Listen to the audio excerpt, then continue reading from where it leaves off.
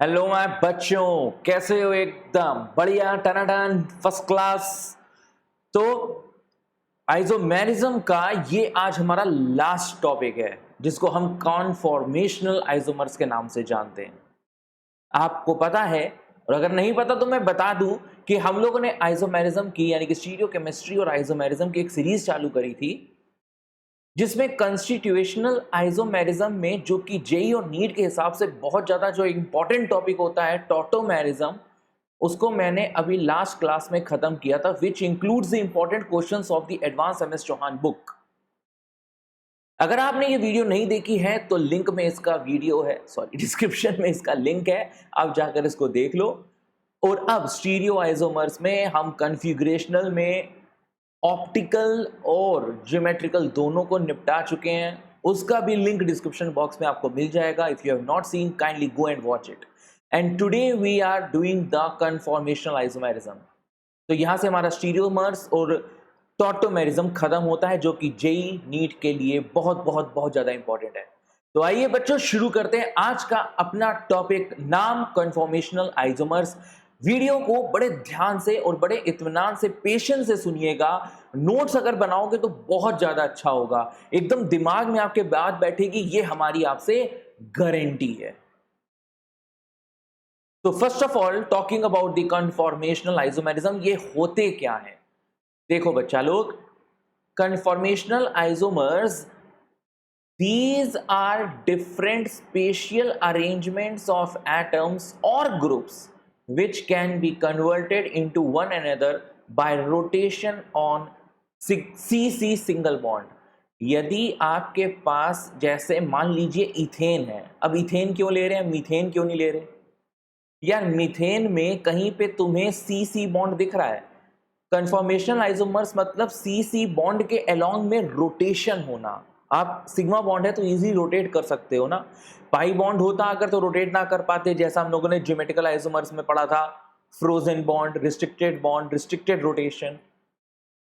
तो C single bond C के along rotation करना आसान होता है, लेकिन मीथेन में चूंकि सी सी बॉन्ड है ही नहीं, तो मीथेन कन्फॉर्मेशनल आइसोमेरिज्म नहीं दिखा सकता। तो ये एक छोटा सा नोट बनाकर चलना कि methane does not show conformational isomerism. Why? Because there is no C C bond, C H bond है। अब मिनिमम कन्फॉर्मेशनल आइसोमेरिज्म दिखाने के लिए कम से कम 2 कार्बन एटम होने चाहिए, है ना? तो वो 2 कार्बन एटम की शुरुआत अगर हम करें तो वो इथेन से होगी। अब अगर इथेन को अगर हम लोग बच्चा लोग देखें, अब मेरे पास इस समय यहाँ पे बॉल एंड स्टिक डायग्राम नहीं है, अगर होता तो कुछ ऐसे ही दिखता।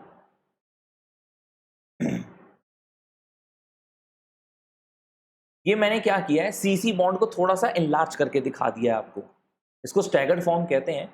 अभी आगे चल के हम लोग पढ़ेंगे स्टैगर्ड इक्लिप्स क्या होता है, ये सब अभी पढ़ाएंगे।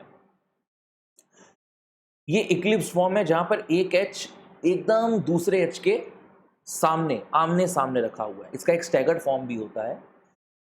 ये एच और ये पीछे वाला एच एकदम सामने सामने, ये वाला एच और ये वाला एच एकदम सामने सामने। तो इमेजिन करो, इथेन मॉलिक्यूल है जिसके जो 3 हाइड्रोजन है वो एक दूसरे के एकदम आमने सामने है। अब मैं एक वाले को फिक्स कर दूं, जैसे फॉर एग्जाम्पल मैंने ये ग्रीन वाले को फिक्स कर दिया, ठीक है, और येलो वाले के अलॉन्ग मैंने घुमा दिया। हल्का सा घुमाएंगे 1 डिग्री का फर्क आएगा, और घुमाएंगे 2 डिग्री, 3 डिग्री, 5 डिग्री, 10 डिग्री। अरे यार, ऐसी कितनी डिग्रीज हैं जिसमें तुम ये मीथेन को घुमा सकते हो, मतलब दूसरे वाले मिथाइल ग्रुप को घुमा सकते हो with respect to that fixed methyl group. Ethane में एक मिथाइल और दूसरा मिथाइल, 2 मिथाइल दिख रहे हैं ना आपको। तो मैं एक मिथाइल को अगर घुमाना शुरू करूं दूसरे के रिस्पेक्ट पे, तो मुझे बहुत सारे एंगल्स दिखेंगे। पहला डिफरेंस आएगा कि जैसे इस हाइड्रोजन और इस हाइड्रोजन के बीच में ऐसा लगेगा एक दूसरे में ओवरलैप कर रहे हैं, यानी कि डिफरेंस है ही नहीं एंगल का।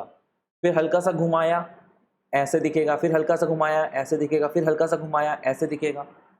तो यू कैन से कि सर, अगर हम कन्फॉर्मर्स निकालें तो बहुत सारे बन सकते हैं। अरे कितने सारे बन सकते हैं? Sir 1 degree, 2 degree, 3 degree, 4 degree, 5 degree, 10 degree, 60 degree, 70 degree, 80 degree, 120 degree, अरे बहुत सारी डिग्रीज घुमा सकते हैं हम। यानी कि हम ये कह सकते हैं कि important feature of the conformational isomerism is that they can form infinite number of conformers, isn't it? Conformational isomerism को या कन्फॉर्मर्स को रोटामर्स भी कहा जाता है। अब इनके बीच में एनर्जी कंटेंट इतना इतना स्लाइट होता है, इतना कम होता है कि they can be easily converted from one form to another form within a room temperature, और इसीलिए ये लोग आसानी से सेपरेट नहीं हो सकते because energy content is less. जैसे तुमने एक मिथाइल को फिक्स करके दूसरे मिथाइल ग्रुप को घुमाया, तुम्हें एक कन्फॉर्मर मिल जाएगा, फिर तुमने उसको अलग डिग्री से घुमा दिया, फिर तुम्हें एक और नया कन्फॉर्मर मिलेगा। तो जो तुम्हें 3 कन्फॉर्मर मिले हैं या 2 कन्फॉर्मर मिले हैं, इन दोनों के बीच में एनर्जी कंटेंट बहुत कम है, यानी कि ये लोग काफी अनस्टेबल हैं। ये लोग तुरंत एक जगह से दूसरी जगह पलट जाएंगे, वन फॉर्म से अनदर फॉर्म में तुरंत कन्वर्ट हो जाएंगे with in a room temperature itself. उनको टेम्परेचर की ज्यादा जरूरत भी नहीं पड़ेगी। तो चूंकि इतना ज्यादा लोचा होता है तो इनको आप अलग अलग सेपरेट कर पाओ, ये बहुत मुश्किल होता है। So they can not be easily separated. आगे बढ़ते हैं। तो कन्फर्मेशनल आइसोमेरिज्म समझ में आ गया सिंपल भाषा में। इस डायग्राम को देख के मत घबराना, इस डायग्राम की अभी हम हिस्ट्री पूरी निकालेंगे आपके सामने। इस डायग्राम को देख के घबराना नहीं बस।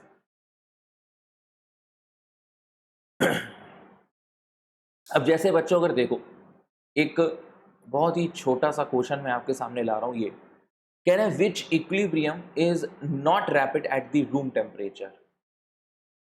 यानी कि बेटा क्या कह रहा है क्वेश्चन में, ये एक फॉर्म दी हुई है, ये कन्फॉर्मेशनल आइसोमर है साइक्लोहेक्सेन का।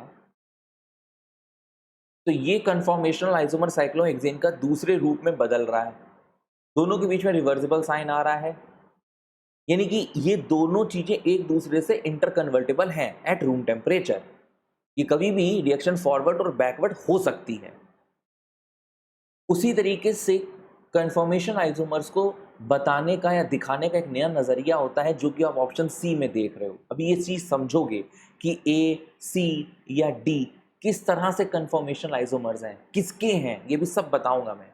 अभी मैं बस आपको ये बता रहा हूँ कि जो मैंने आपको डेफिनेशन पढ़ाई है कन्फॉर्मेशनल आइसोमेरिज्म, उस पर बेस्ड एम एस चौहान का एक क्वेश्चन है, क्वेश्चन नंबर 46, जिसमें वो ये कह रहा है कि which equilibrium is not rapid at room temperature। तो चूंकि ऑप्शन ए, सी और डी ये कन्फॉर्मेशनल आइसोमेरिज्म को बिलोंग करते हैं, तो बच्चा लोग ये तो रूम टेम्परेचर पे इजीली कन्वर्ट हो जाएंगे, इक्विलिब्रियम इनका शिफ्ट होता रहेगा आगे पीछे। लेकिन जिनमें थोड़ी सी दिक्कत आएगी, रूम टेम्परेचर में नहीं होंगे, वो है ये डबल बॉन्ड वाले, जहां पे आपको ज्योमेट्रिकल आइसोमेरिज्म की संभावनाएं होती है। सी, डबल बॉन्ड सी के अलोंग बेटा रोटेशन इतना आसान नहीं होता है, रिस्ट्रिक्टेड होता है because of the presence of the pi bond. इसलिए इस क्वेश्चन का पर्टिकुलर आंसर क्या होगा, बी। ठीक है बच्चा, clear.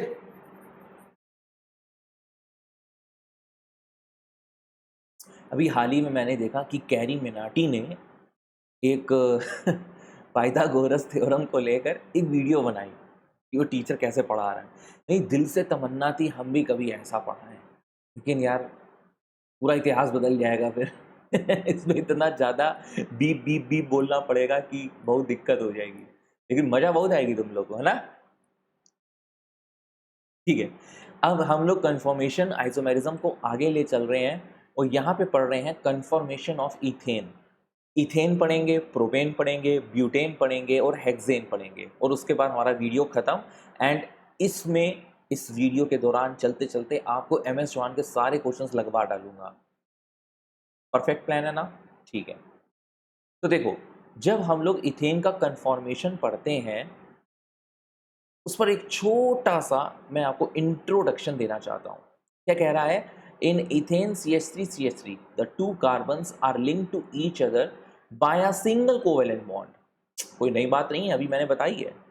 The remaining 3 valencies are satisfied with the hydrogen atoms. Okay, if we keep the position of one carbon atom fixed and allow the other carbon atom to rotate about the covalent bond, an infinite number of relative arrangements यानी कि conformations of the hydrogen atoms attached to the two carbon atoms will be possible. यही चीज अभी समझा कर आ रहा हूं हिंदी में जो अंग्रेजी में लिखी है यहाँ पे।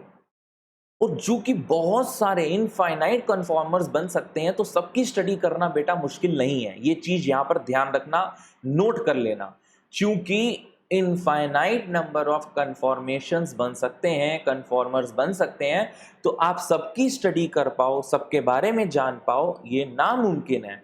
तो हम लोग दो बहुत इंपॉर्टेंट केस पढ़ते हैं, एक स्टैगर्ड जो वर्ड वहां से मेरे वहां पे निकला था अभी, और एक eclipsed, staggered and eclipsed, staggered and eclipsed. और इसके बीच में जितने भी फॉर्म्स होते हैं उसको स्क्यू फॉर्म कहा जाता है। All forms other than these two are called skew forms.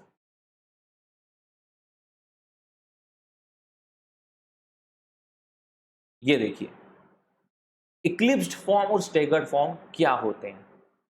जो मोस्ट स्टेबल कंफॉर्मेशन होता है उसको स्टैगर्ड कहते हैं। ऐसा क्यों? क्योंकि यहां पे कार्बन हाइड्रोजन बॉन्ड एक दूसरे के बहुत अलग अलग होते हैं, बहुत दूर दूर होते हैं। एक छोटा सा रिलेशन आपको केमिकल बॉन्डिंग VSEPR थ्योरी में कि आपने पढ़ा था कि एक बॉन्डिंग पेयर दूसरे बॉन्डिंग पेयर को रिपल्जन मारता है। क्लियर? तो कार्बन हाइड्रोजन बॉन्ड और कार्बन हाइड्रोजन बॉन्ड, इथेन में क्या है, CH बॉन्ड CH बॉन्ड। एक CH बॉन्ड अगर दूसरे CH बॉन्ड के एकदम करीब करीब है, करीब करीब है, तो वो रिपल्जन क्रिएट करेगा, यानी कि लीस्ट स्टेबल होगा। उस चीज को कहते हैं eclipsed form, when the carbon hydrogen bonds are very close to each other. लेकिन किंतु परंतु बंधु, अगर ये लोग एकदम दूर दूर हैं तो वो मोस्ट स्टेबल कंफॉर्मेशन है, उसको स्टैगर्ड कहते हैं। अब इक्लिप्स और स्टैगर्ड को देखने के दो या तीन तरीके हैं, और दो तरीके तो बहुत इंपॉर्टेंट है। वो क्या है? तो methods to represents on paper the 3D spatial arrangement। देखो, वेज एंड डैश से तो आप रूबरू हो, है ना। मीथेन का जब आप लोगों ने स्ट्रक्चर बनाया था वहीं पे आपने पढ़ लिया था कि यार ये वेज एंड डैश क्या होता है। डैश जो होता है अवे फ्रॉम दी ऑब्जर्वर होता है, जो वेज होता है वो टूवर्ड्स दी ऑब्जर्वर होता है। ठीक है, बात आती है सॉहर्स प्रोजेक्शन और Newman projection. These are very important if you are going to study about the conformations। क्या होते हैं चलिए एक एक करके देखते हैं। First talking about the Sohor's projection। In this you are looking at the carbon-carbon bond from the oblique angle, मतलब इस तरह से,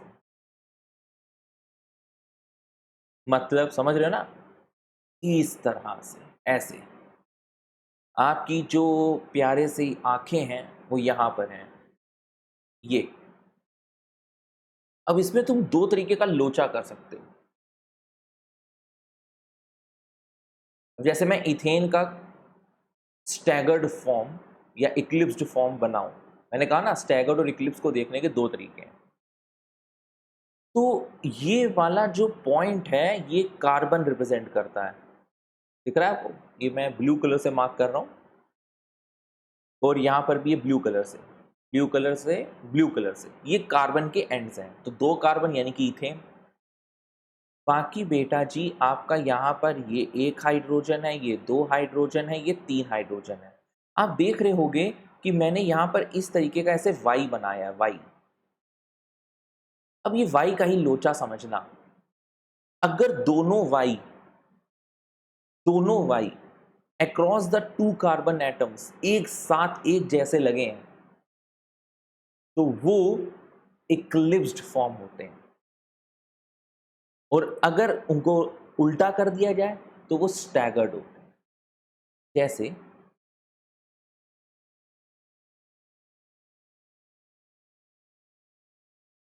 अब हम दूसरे कार्बन की तरफ चल रहे हैं, ठीक है।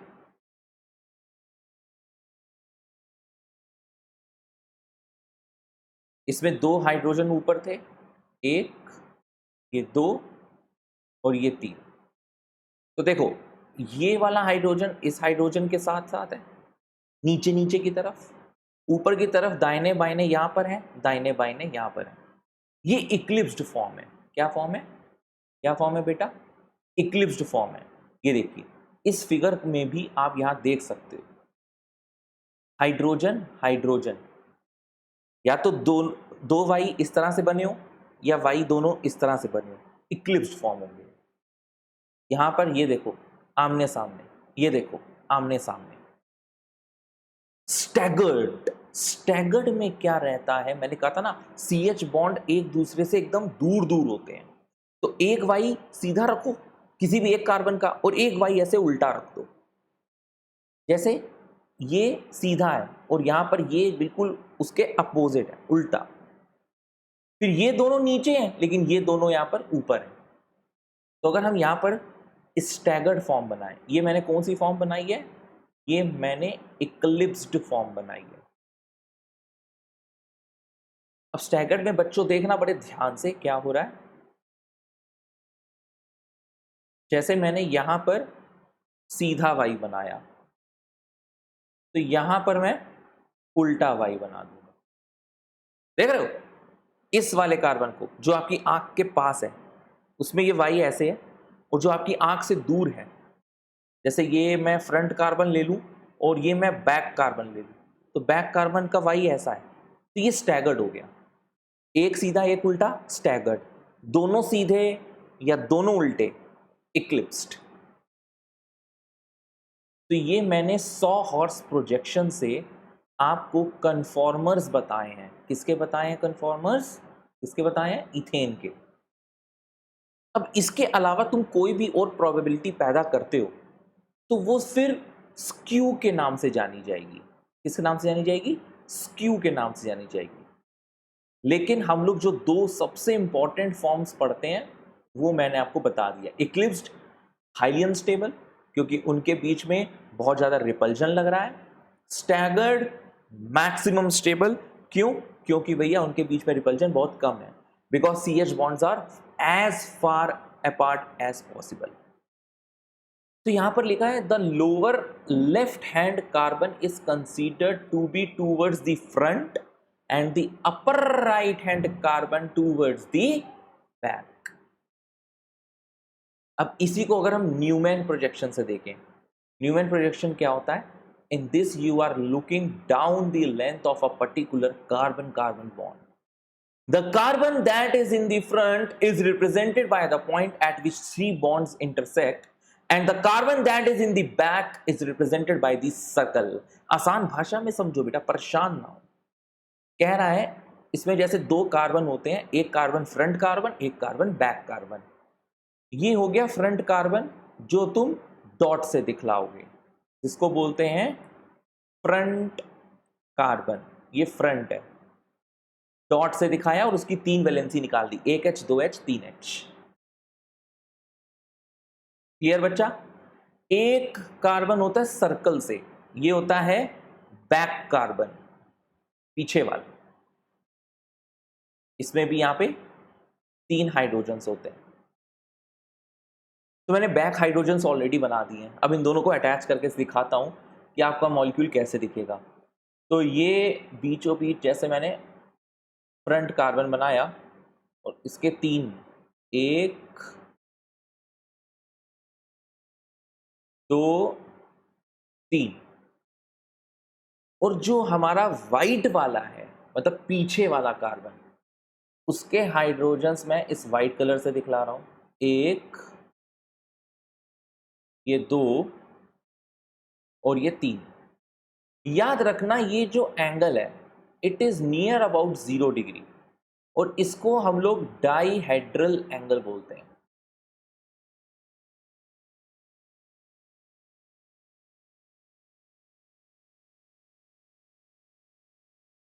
डाईहेड्रल एंगल, डाईहेड्रल एंगल में अगर तुम्हारा थीटा 60 डिग्री हो जाएगा, मतलब CH बॉन्ड दूर दूर हो जाएंगे, तो वो तुम्हें स्टेगर्ड फॉर्म देगा।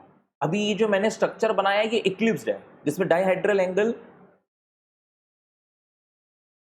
0 डिग्री है,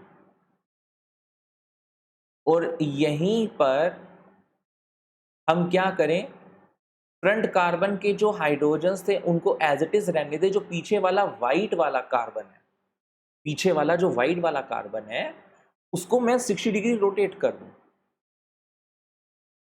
तो ये हाइड्रोजन्स इस तरह से दिखाई देंगे बच्चा। अब ये एंगल 60 डिग्री है और इसको क्या बोलते हैं, स्टैगर्ड।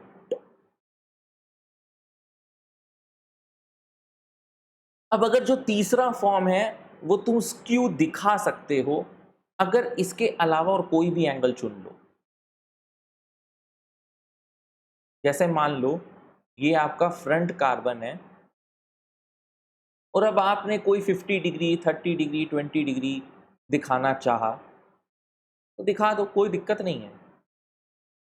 लेकिन इसकी इतनी इंपॉर्टेंस नहीं है, इस कन्फॉर्मर की इतनी इंपॉर्टेंस नहीं है जितनी इक्लिप्स्ड और स्टैगर्ड की है। जो भी क्वेश्चंस आएंगे regarding the ethane, regarding the Newman projection, regarding the conformation of ethane, वो इक्लिप्स्ड और स्टैगर्ड से रिलेटेड होंगे। लेकिन एक स्क्यू फॉर्म आपको क्यों याद रखना है कि स्क्यू फॉर्म की इंपॉर्टेंस क्या है, एनी अदर एंगल बिटवीन 0 और 60 degree is regarded as skew form. तो यहां तक बात समझ में आई कि नहीं आई? सबसे पहले हमने पढ़ा कि यार आखिर में कन्फॉर्मेशनल आइसोमर क्या होता है। मतलब जब आप सी सी सिंगल बॉन्ड के अक्रॉस अगर एक कार्बन एटम को ऐसे रोटेट करते हो, अब समझ में आ रहा है ये वाला डायग्राम, इथेन का ये वाला डायग्राम आप समझ में आ रहा है आपको? तो जब आप रोटेट करते हो, धीरे धीरे धीरे धीरे रोटेशन करते रहते हो, तो आपको अलग अलग कदम पे आपको अलग अलग कन्फॉर्मर्स मिलते हैं और वो इन्फानाइट हो सकते हैं क्योंकि आप कितने भी डिग्री रोटेट कर सकते हो। इसको रोटामर्स भी कहते हैं क्योंकि रोटेट करने से कहानी हो रही है। सी सिंगल बॉन्ड सी के लॉन्ग, सिग्मा बॉन्ड के लॉन्ग रोटेशन हो रहा है और रोटेशन पॉसिबल है, रूम टेम्परेचर पे पॉसिबल है। क्योंकि रूम टेम्परेचर पे पॉसिबल है इसलिए इनको अलग करना मुश्किल भी है। फिर जब इथेन में आए तो आपने देखा कि स्टैगर्ड और इक्लिप्स दो कन्फॉर्मर्स इनके इंपॉर्टेंट हैं जिनको हम स्टडी कर सकते हैं, बाकी सबकी स्टडी करना बहुत मुश्किल रहता है, इसलिए उनको एक कैटेगरी में डाल दिया जिसको कहते हैं स्क्यू फॉर्म। देखने का जो नजरिया है वो basically wedge and dash is not at all यहाँ पर कंसीडर ज़्यादा किया जाएगा। वेज एंड डैश आप लोग ऑलरेडी बहुत ज़्यादा अच्छे से पढ़ चुके हो आई होप। तो 100 हर्ट्ज प्रोजेक्शन और न्यूमैन प्रोजेक्शन आप पढ़ने वाले हो। तो 100 हर्ट्ज में आपने क्या पढ़ा कि इसमें एक डंडी ऐसे बनाई जाती है, ऐसे देखते हो आप, ऐसे ये लोअर हैंड कार्बन, वो ऊपर वाला right hand carbon, right upper hand carbon. दो वाई ऐसे ऐसे लगे हैं, ऐसे ये देखो दो वाई ऐसे लगे, ऐसे ऐसे गुलेल एक्लिप्स्ड, या दो वाई एकदम ऐसे लगे हैं दोनों उल्टे ये एक्लिप्स्ड। अब ये तुम स्क्रीनशॉट लेकर इसमें मीम बना दिए हो तो भैया बहुत दिक्कत वाली बात हो जाएगी, है ना, इस तरह इसे नाचते नाचते हुए। अच्छा, स्टैगर्ड में क्या है, एक वाई ऐसे है और एक वाई ऐसे है, एक सीधा एक उल्टा, और सारे बॉन्ड्स एक दूसरे से मुफ्त हैं, किसी भी तरीके का कोई स्ट्रेन नहीं लग रहा, तो इसलिए स्टैगर्ड को ज़्यादा स्टेबल माना गया एक्लिप्स्ड के कंपैरिजन। और फिर 100 हर्ट्ज प्रोजेक्शन के बाद हम न्यूमैन में आए, जिसमें मैंने आपको कहा कि हम इसमें दो कार्बन कैसे रखेंगे कि भाई एक कार्बन तो हमारा फ्रंट पे हो गया जिसको हम डॉट से रिप्रेजेंट करते हैं, और एक कार्बन पीछे से हो गया, बैक साइड से हो गया, जिसको हम एक सर्कल से रिप्रेजेंट करते हैं। तो यहाँ पे जो वाइट वाइट बॉल्स हैं वो पीछे वाला कार्बन है और जो रेड कलर का डॉट है वो एक फ्रंट कार्बन है ना। सब समझ में आ गया? पक्का? आगे बढ़े? ठीक है। Energy profile diagram for ethane, जैसे यहाँ पर आपको potential energy curve versus dihedral angle, ये 0 डिग्री है, फिर 60 डिग्री, फिर 120 डिग्री, तो भाई क्या कर्व बनेगा?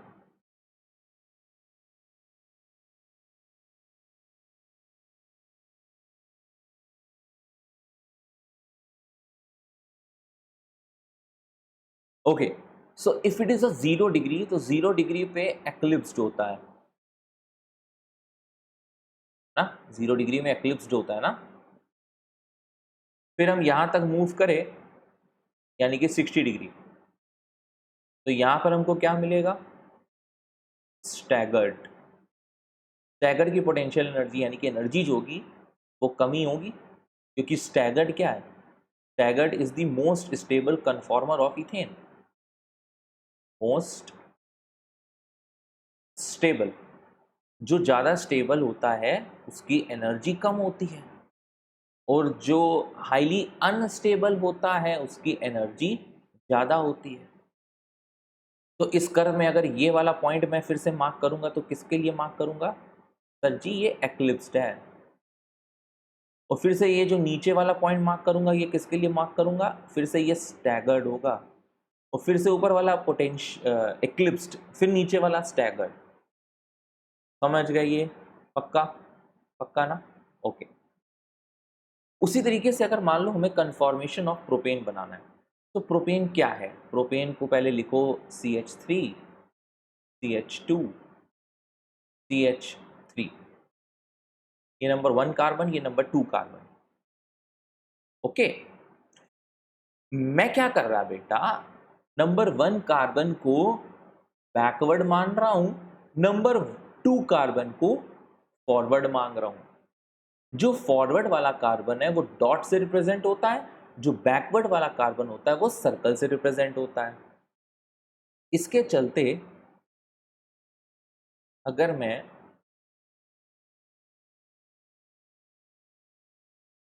देख, चलिए बनाते हैं। हाँ, इसके चलते मैं अगर इसको डायग्राम को प्रोजेक्ट करूं तो कैसे करूंगा? तो फ्रंट कार्बन के लिए मैंने ऐसे ग्रीन पेन से डॉट बना रहा हूं। विजिबल है ना ग्रीन पेन? हाँ। और इसके साथ क्या लगा है? एक CH3 लगा है और 2 हाइड्रोजन लगे हैं। तो बेसिकली कन्फॉर्मेशन ऑफ प्रोपेन में मैं आपको यहां पर न्यूमैन प्रोजेक्शन दिखा रहा हूं।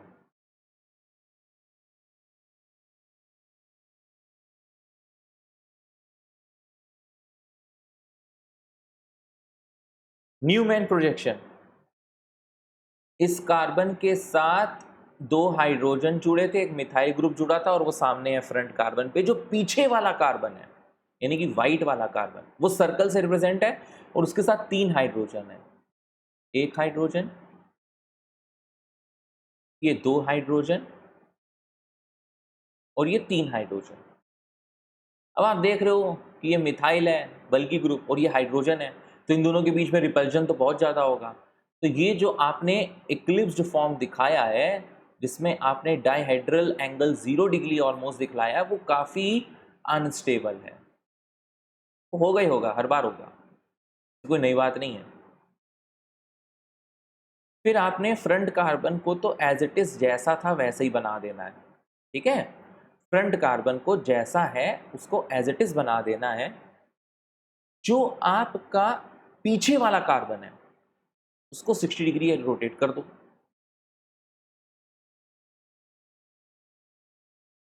तो ये आपने इसका बना दिया स्टैगर्ड। और स्टैगर्ड हमेशा स्टेबल होता है एज कंपेयर टू एक्लिप्स्ड, क्योंकि यहां पे देख रहे हो दूरियां बढ़ गई। जब दूरियां बढ़ गई तो रिपल्जन कम हो गया, और रिपल्जन कम हो गया तो स्टेबिलिटी ज्यादा हो गई। So again the questions from MS Chauhan, which is the most stable conformer along 2,3 cc bond axis of the compound? Question पढ़ लो, मतलब समझ लो।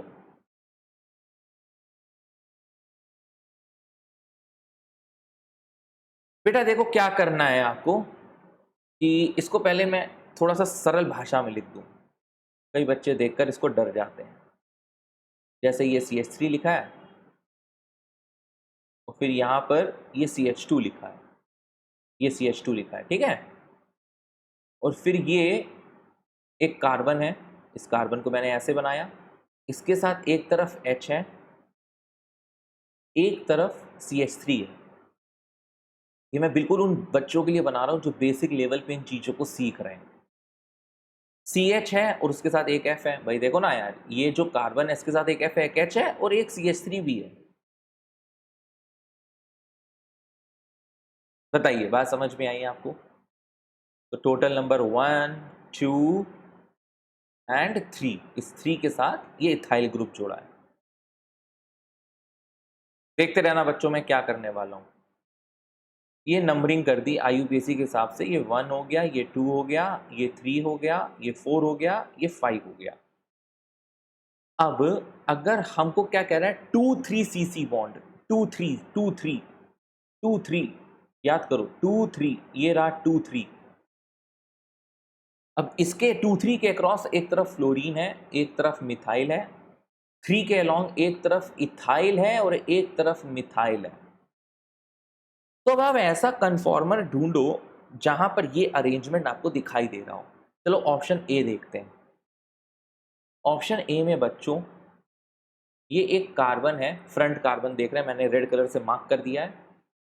उसमें एक तरफ फ्लोरीन है, एक तरफ मिथाइल है और एक तरफ इथाइल है। नहीं नहीं नहीं नहीं नहीं, गलत हो गया, गलत हो गया, गलत हो गया, चीटिंग पीटता है रे तू।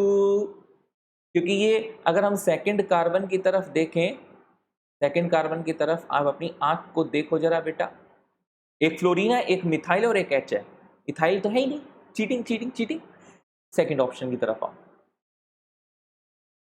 सेकंड ऑप्शन में क्या है, फिर से एक तरफ फ्रंट कार्बन को देख रहे हैं ना, फ्लोरीन, और फिर फ्लोरीन्स के बाद एक है मिथाइल और एक है हाइड्रोजन। बस खत्म हो गई बात, बी इज द आंसर। ऐसा अरेंजमेंट देखो और कहीं नहीं मिलेगा तुम्हें। और जैसे फ्रंट कार्बन है, फ्लोरीन है, मिथाइल है, फिर से इथाइल हो गया। अबे ए और सी में फिर फर्क क्या रहा? फिर से आओ डी ऑप्शन में, फ्लोरीन है, मिथाइल है और अच्छा ये बैकवर्ड ले रहे हैं और इथाइल है, फिर से गलत है। और अगर फ्रंट कार्बन में देखें तो एक मिथाइल है, एक हाइड्रोजन है, एक हाइड्रोजन है। तो यानी कि B is the correct option. तो मतलब देखना क्या था, इस क्वेश्चन के जरिए टीचर आपको एग्जामिन कर रहा है कि आप पहले इसको पढ़ पा रहे हो डायग्राम को कि नहीं पढ़ पा रहे हो। समझ रहे हो? इस क्वेश्चन में कोई दम वाली बात नहीं दिख रही मेरे को, आपको भी नहीं दिख रही होगी। एक बार जब आपको मैंने समझा दिया, पहले जब आप देखे होगे अभी और ये क्या है, ये तो बहुत तगड़ी चीज है। लेकिन अगर आप इथेन के नोट्स बनाकर चलते हुए आ रहे हो, ये नहीं कि सिर्फ वीडियो को ऐसे बैठ के देख रहे हो, हाँ ठीक है, हाँ हाँ हाँ मजा आ रहा है, हाँ हाँ हाँ हाँ वाह बेटा मौज ले ली, ये सब नहीं। अगर आप लिटरली अच्छे तरीके से नोट्स बनाते हुए बात को समझ रहे हो, तो इस पे आकर आपने वीडियो को पॉज किया होगा, अच्छे से डायग्राम बनाया होगा और खुद से इसका न्यूमैन प्रोजेक्शन बनाने की कोशिश की होगी। और नहीं तो वरना मैंने आपको नजरिया बता दिया है, आपको बस सिर्फ सही स्ट्रक्चर बनाना था कि इसका न्यूमैन प्रोजेक्शन इनमें से कौन सा सही है। तो B option is the right. आगे बढ़े, एक और क्वेश्चन आ रहा है। क्वेश्चन कह रहा है, अच्छा ये जेई में भी आ चुका है क्वेश्चन, है ना, या IIT जेई में भी एक क्वेश्चन इस तरीके का आ चुका है। पता नहीं शायद यही था कि इसके तरीके का था। कभी एक PYQ वीडियो निकालूंगा related to isomers of JEE NEET, तो देखना मजा आएगी। तो ये 2-3 इसने लेवल कर दिया है। Which conformer of the above is most stable? Okay, तो देखो बेटा ऐसा है कि इसको ले लो फ्रंट, इसको ले लो बैक। फ्रंट को हम डॉट से दिखाते हैं, उसमें एक तरफ OH है, एक तरफ H है, एक तरफ H है। फिर बैक साइड वाले को हम वाइट कलर से दिखा रहे हैं, एक सर्कल बना दिया। और अगर हम देखो रहे इक्लिप्स्ड फॉर्म में रखते हैं, मेरी बात सुनना, फुली इक्लिप्स्ड या पार्सली इक्लिप्स्ड मतलब पास पास है। पास पास में दिया क्या होता है भैया, अभी आप पढ़कर आ रहे हो, इक्लिप्स्ड फॉर्म में बहुत ज्यादा रिपल्जन होगा, पास पास होंगे, रिपल्जन होगा, तो स्टेबिलिटी की तो धज्जियां उड़ गई। इक्लिप्स्ड ऑप्शन भूल जाए हम। बाकी ये गॉचे क्या होता है, अब गॉचे वाली चीज आप पढ़ने वाले हो। सॉरी कि मैंने क्वेश्चन आपको पहले करवा दिया, गॉचे आप अभी पढ़ने वाले हो। तो गॉचे में क्या होता है, मतलब थोड़ी सी दूरियां आती हैं। कैसी दूरियां आती हैं? 60 डिग्री के क्रॉस, ऐसे जो भी आपने एक तरीके से स्टैगर्ड फॉर्म पढ़ा था वैसा ही रहता है कि ये जो 3 है, बैकवर्ड में 2 हाइड्रोजन है और एक फ्लोरीन है, तो यहाँ पे गॉचे इफेक्ट लग रहा है, तो बोलते हैं गॉच इफेक्ट। वीडियो को देखते रहिएगा, डिटेल में बताऊंगा व्हाट इज गॉचे। और ये स्टेबल क्यों हो रहा है? Because of intermolecular hydrogen bonding. तो एक तरीके का मैंने टीजर दे दिया मैंने आगे वाले लेक्चर का। तो बने रहिएगा केमिस्ट्री का सागर विद सागर प्रजातिया। आगे चलते हैं। तो यार ये फिर से कह रहा था most stable form of ethylene glycol is, तो ये क्वेश्चन बिल्कुल इससे रिलेटेड है, लेकिन अब मैं गॉचे वॉचे का नाम पढ़ा दूंगा तब आगे पढ़ाऊंगा। तो कन्फॉर्मेशन ऑफ ब्यूटेन की बात करें तो ब्यूटेन कैसा है, CH3 CH2 CH2 CH3, clear. इसमें मैंने क्या किया,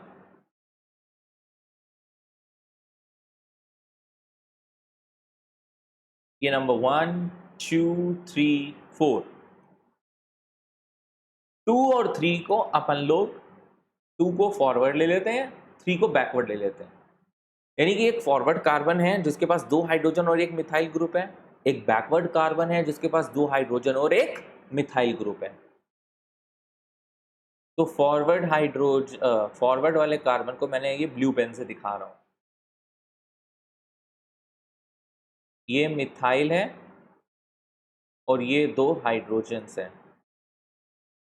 अच्छा, मैं फॉरवर्ड को ना कभी नहीं रोटेट करता, एक को तो फिक्स कर देता हूं, तो ये चीज मैं सब में कॉपी कर लेता हूं। और बैकवर्ड वाला जो तुम्हें मून दिखाई दे रहा है वो बैकवर्ड कार्बन है।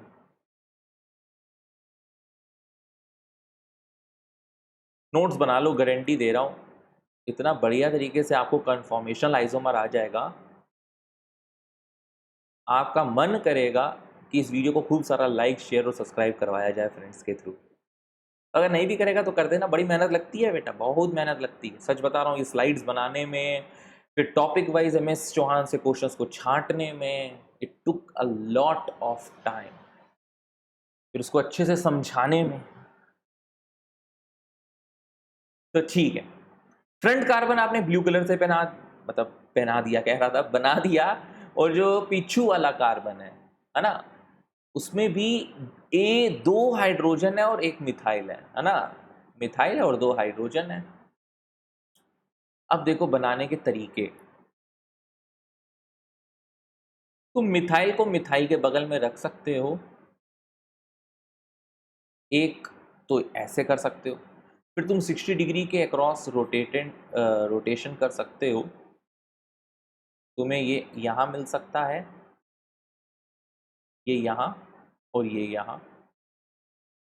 फिर से तुम इंटरकन्वर्टेबल है रूम टेम्परेचर, इसलिए रिवर्सिबल साइन आ रहा है। फिर से 60 डिग्री के अलॉन्ग रोटेट करोगे तो ये मिथाइल इस हाइड्रोजन के करीब आ जाएगा, ये इसके करीब आ जाएगा और ये इसके करीब आ जाएगा। फिर से तुम 60 डिग्री के क्रॉस रोटेट करते हो तो आप देखोगे कि ये दोनों मिथाइल एक दूसरे से बहुत ज़्यादा दूर चले गए, बहुत ज़्यादा दूर।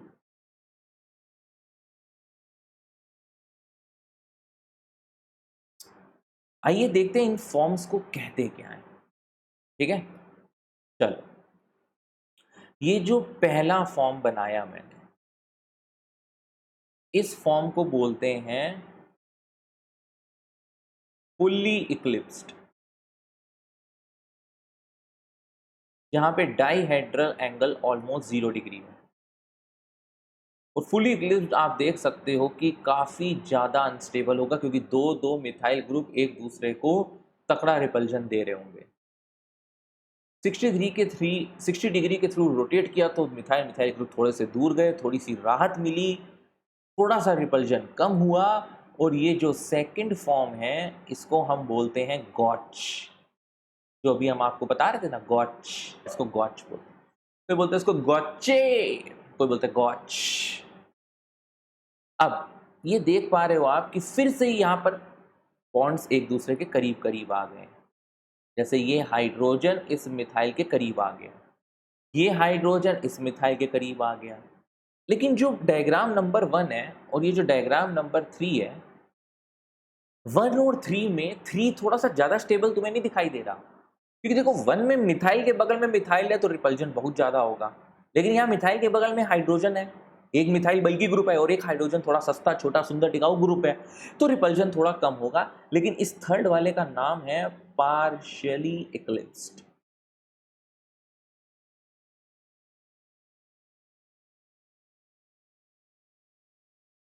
Fourth, anti, and this is what I am waiting for. Anti is the most stable conformer.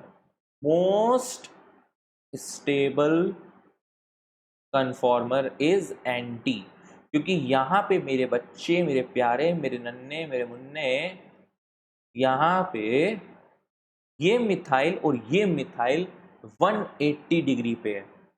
Maximum distance apart is in anti. तो अगर हम इसका स्टेबिलिटी ऑर्डर देखें तो जरा अरेंज करो। तुमको मैंने बताया 1 और 3 में 1 एकदम लुल है, 1 तो सबसे लुल है, 3 थोड़ा अच्छा है, लेकिन 2 का क्या करेंगे भैया? 2 में तो काफ़ी ज़्यादा दूरियां हैं, मिथाइल मिथाइल में, हाइड्रोजन हाइड्रोजन में। हाँ सर, तो गौचे अच्छा खासा स्टेबल है, लेकिन गौचे का भी बाप एंटी है। तो stability order of butane conformer is, सबसे पहले स्थान पे the award goes to anti. Anti के बाद आता है गॉच, गॉच के बाद आता है पार्शियल एक्लिप्स्ड, और पार्शियल एक्लिप्स्ड के बाद आता है फुल्ली एक्लिप्स्ड। इसको आप याद रखिएगा, ये बहुत बहुत बहुत बहुत बहुत ज़्यादा ही बहुत ज़्यादा ही इम्पोर्टेंट है। याद रखना, this is asked straight away in many of the examination, competitive examination, but obviously it is not in your boards. लेकिन हाँ, जेई नीट में इस तरीके का स्ट्रेट अवे क्वेश्चन पूछा जाएगा, what is the decreasing stability order of the butane. अब यहां पर एक एक्सेप्शनल केस है। ओ सर जी, ये केमिस्ट्री का बिना एक्सेप्शनल केस के चलती नहीं क्या? नहीं चलती। If hydrogen bonding is present, लिख लेना यार, if hydrogen bonding is present, तो इस फॉर्म में और इस फॉर्म में लफड़ा हो जाना है। तब क्या होगा?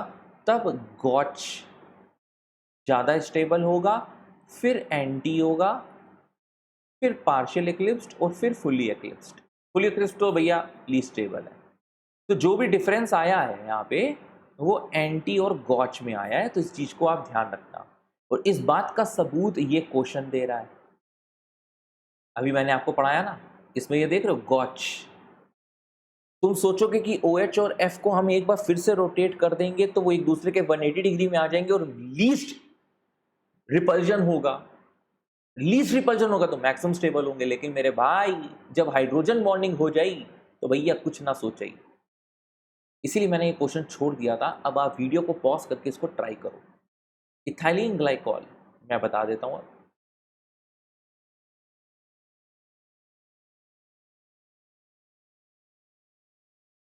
Number 1 carbon, number 2 carbon, front carbon, back carbon.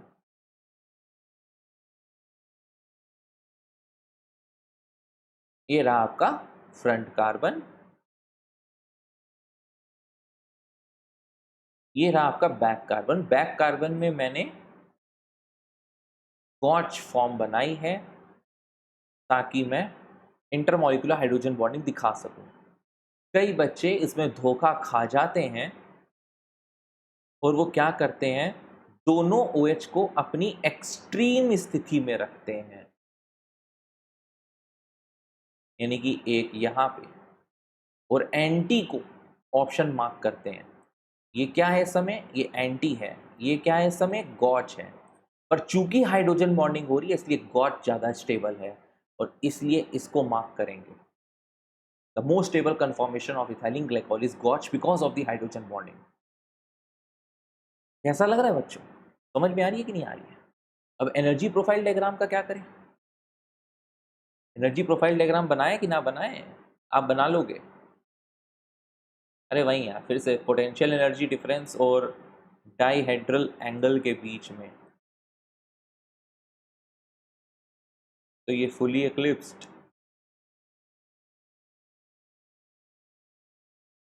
पहले ऐसा करते हैं, ये जंतर मंतर बना लेते हैं।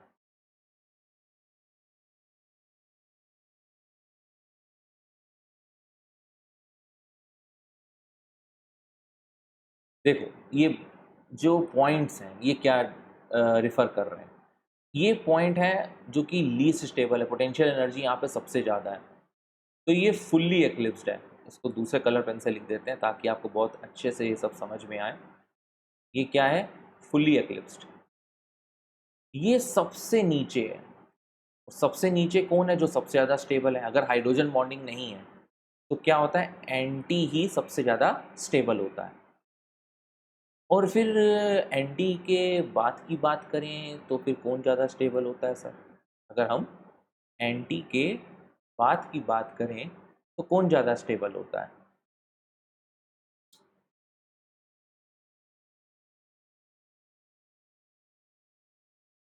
हाँ भाई, एंटी के बाद की बात करें तो कौन ज़्यादा स्टेबल होता है? गॉच। तो ये वाले जो दो कर्व्स हैं ये गॉच को रिप्रेजेंट करेंगे। ये भी गॉच, ये भी गॉच। और फुली एक्लिप्स से थोड़ा सा अच्छी स्टेबिलिटी दिखाने वाला कौन होता है? पार्शियल एक्लिप्स्ड। पार्शियल एक्लिप्स्ड। तो आई थिंक आपको ये कर्व समझ में आ गया।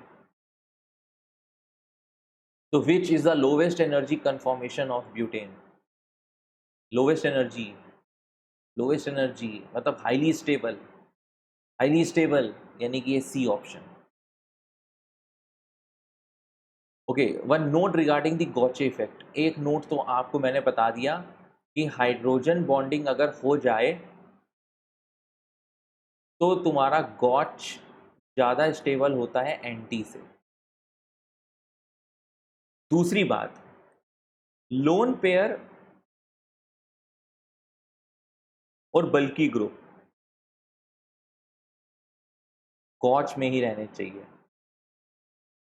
क्या मतलब सर? आओ ना यार, इस मतलब को हम लोग एक अच्छे से उसमें से पढ़ते हैं, एग्जाम्पल से। इथेनामाइन है, ये फ्रंट है, और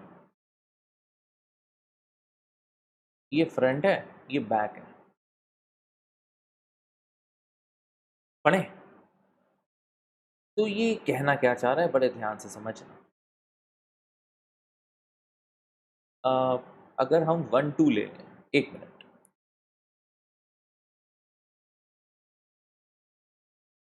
ये 1 है, ये 2 है, ये बैक साइड है, ये फ्रंट साइड है। तो ये रहा बैक साइड जिसमें नाइट्रोजन है, लेकिन बैक साइड प्रोजेक्शन में नाइट्रोजन आपको दिक्कत देगा।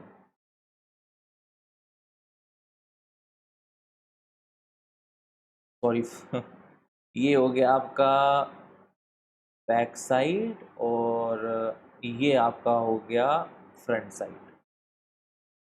तो ये रहा नाइट्रोजन। नाइट्रोजन के पास क्या है? एक तरफ लोन पेयर है और 2 हाइड्रोजन है। समझना, बड़ी एक अच्छी प्यारी सी चीज़ बता रहा हूँ। आपने ये बैक साइड में बना दिया कार्बन। कार्बन में आपके पास एक जगह मिथाइल ग्रुप है और हाइड्रोजन है। मैं 2 स्टेबल फॉर्म बना रहा हूँ, एंटी और गॉच, और आप बताना कौन ज़्यादा स्टेबल है। ठीक है?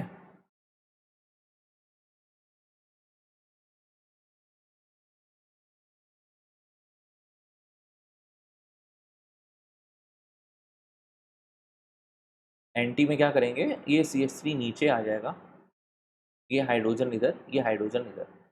तो अभी तक तुमने क्या पढ़ा है कि हाइड्रोजन बॉन्डिंग होती है तो गॉच से ज़्यादा स्टेबल होता है। अब एक और फैक्टर है कि लोन पेयर और बल्की ग्रुप में अगर क्लैश हो रहा है तो गॉचे इफेक्ट काम आएगा, यानी कि गॉचे वाला ज़्यादा स्टेबल होगा। ऐसा क्यों, जरा समझना। इसमें से तुम ये देख पा रहे हो ना कि ये वाला तुम्हारा गॉच है, लोन पेयर से CH3 की मेजरमेंट ले रहे हैं। ये भाई तुम्हारा लोन पेयर है ना, और ये तुम्हारा बल्कि ग्रुप है, तो लोन पेयर से बल्कि ग्रुप का डिस्टेंस ले रहे हैं 60 डिग्री, और ये एंटी है 180 डिग्री। तुम क्या सोचोगे? तुम ये सोचोगे सर लोन पेयर में और बल्कि ग्रुप में अगर 180 डिग्री है तो लीस्ट रिपल्जन है। सर यकीन मानिए लीस्ट रिपल्जन है, ये बहुत ज़्यादा दूर है, इसलिए ये मोस्ट स्टेबल एंटी ही होगा। लेकिन यही एक्सेप्शनल केस यहाँ पे फिर से याद रखना है। गौर करो बेटा, अगर तुम इस मिथाइल ग्रुप को देख रहे हो तो स्टीरिक रिपल्जन लोन पेयर नहीं देता। ये बात अगर आपको नहीं पता तो नोट करके लिख लेना।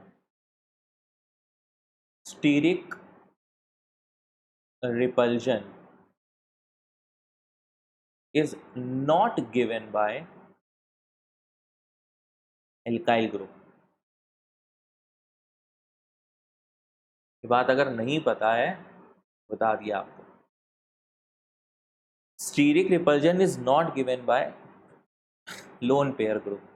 ये होता है कंटिन्यूस पढ़ाने का इफेक्ट। एक्चुअली में क्या है, लैपटॉप से जब आपकी नज़रें खूब देर तक लगी रहती हो, नॉन स्टॉप आप पढ़ाते रहते हो, बोलते कुछ और हो, दिमाग कुछ और सोचता, तो देखो ये लास्ट स्लाइड तक आते आते दिमाग घूम रहा है हमारा, बोल कुछ और रहे हैं, लिख कुछ और कुछ रहे हैं। बिल्कुल माइंड मत करना है ना इस चीज़ को यार। इससे बस डिसलाइक ना कर देना वीडियो लाइक जरूर कर देना, ठीक है।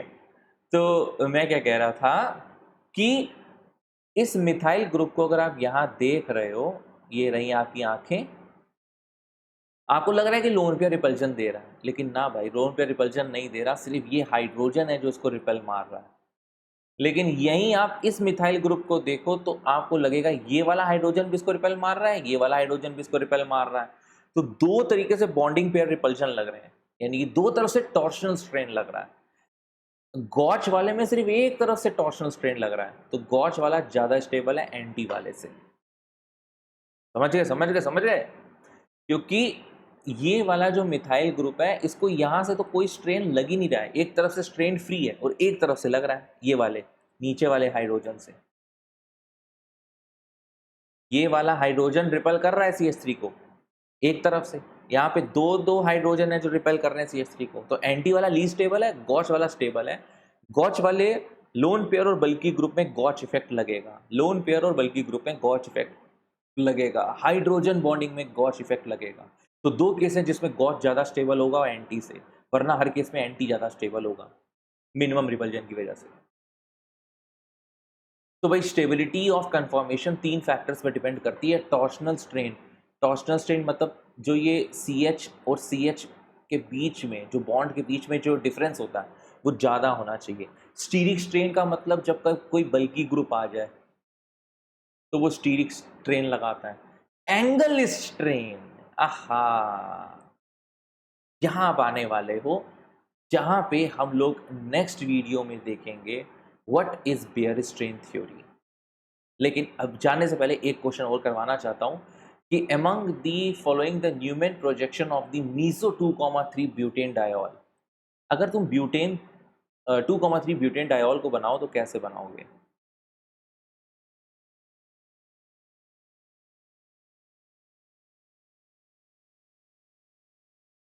ये H है, ये H है, ये OH है। मीसो समझते हैं ना, प्लेन ऑफ सिमेट्री जिसमें हो, जो ग्रुप ऊपर लगे हो वहीं same groups as it is नीचे भी लगे हो।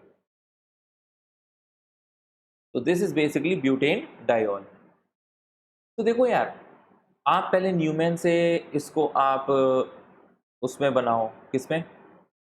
स्टैगर्ड फॉर्म में 100 हॉर्स में बनाओ, सॉरी 100 हॉर्स, न्यूमैन से 100 हॉर्स में बनाओगे, फिर 100 हॉर्स से फिशर में बनाओगे, तो टाइम टेकिंग हो जाता है थोड़ा।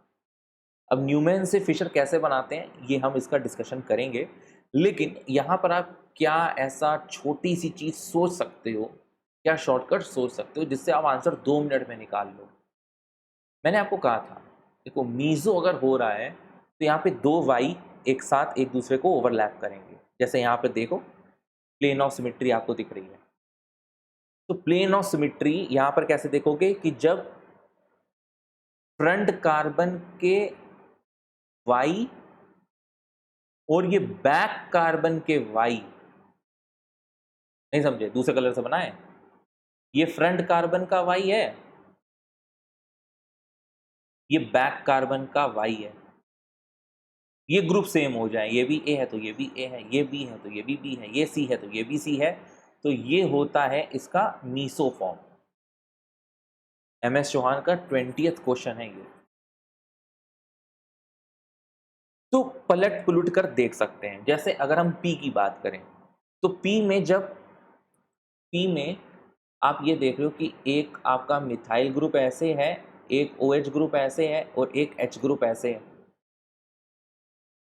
और जो बैक कार्बन है उसके Y को अगर हम पलट दें तो मिथाइल ग्रुप ऊपर आ जाएगा, मिथाइल ग्रुप ऊपर आ जाएगा, लेकिन इधर H है, इधर OH है ना, है ना, है ना, नहीं देख पा रहे, यहाँ H है, OH है, तो जब पलटोगे भाई, जब Y को रिवर्स करोगे तो OH इधर आ जाएगा और H इधर आ जाएगा, यानी कि P तो मेसो है, P मेसो है। P के बाद आप Q को चेक करो, ओवरलैप नहीं करेगा। आप R को चेक करो, बिल्कुल ओवरलैप करेगा। अगर हम एक शिफ्ट मार दें, यहाँ Mi यहाँ पे एक पीछे वाले कार्बन को हल्का सा रोटेट कर दें तो जो मिथाइल इस मिथाइल के ऊपर आ जाएगा, ये H इस H के ऊपर आ जाएगा, OH इस OH के ऊपर आ जाएगा, यानी कि P और R, यानी कि option number B is the meso 2,3 butane diol. अब सुनो, यहाँ पे मैं अपनी वीडियो को खत्म कर रहा हूँ।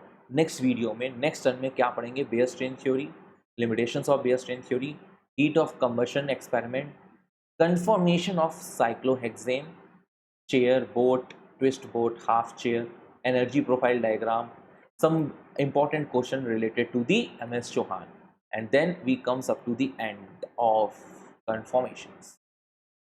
तो बेसिकली कन्फॉर्मेशन आइसोमेरिज्म को दो पार्ट में डिवाइड कर दिया ताकि बहुत ज़्यादा एकदम लंबा लेक्चर ना आ जाए। तो मिलते हैं नेक्स्ट वीडियो में कन्फॉर्मेशन ऑफ साइक्लोहेक्सेन के साथ। आई होप आपको ये वीडियो पसंद आया, और अगर पसंद आया तो आज मैं कह रहा हूँ बेटा, इसको लाइक करो, कमेंट करो, सब्सक्राइब करो। बस कह दिया तो कह दिया, होना चाहिए अब। चलो भाई, tata bye bye, take care.